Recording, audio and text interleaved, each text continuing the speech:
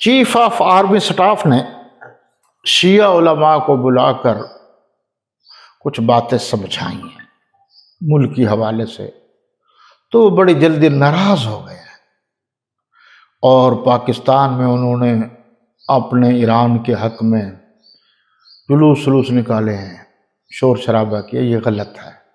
ملک ہمارا ہے، ہم پاکستانی ہیں، ہم پاکستان میں رہتے ہیں، ہم پاکستان کے ہیں، ہم پاکستان میں پیدا ہوئے ہیں، ہم پاکستان میں ہی انشاءاللہ اللہ کے فضل و کرم سے فوت ہوں گے، پاکستان میں ہی ہماری قبر بنے گی۔ پاکستان کی تمام اداروں کا احترام، قوانین کا احترام ہم پر لازم ہے۔ انہوں نے بات تو اس طرح کی تھی بھی اگر تم نہیں سنبھلتے، تمہیں زیادہ شوق ہے تو وہیں چلے جاؤ۔ تو کہا جی کیوں کہا ہے؟ وہ تمہارا پابند ہے؟ کیوں کہا کا کیا مطلب ہے؟ پاکستان مسلمانوں کا ملک ہے، اس میں افراتفری کرنے کی کوئی اجازت نہیں ہے۔ یہ ساری باتیں سن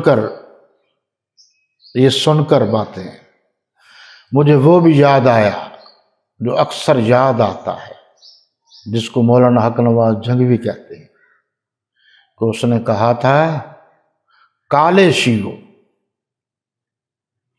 اپنے آپ کو سنبھال لو، اگر تم نے اپنا رویہ نہ بدلا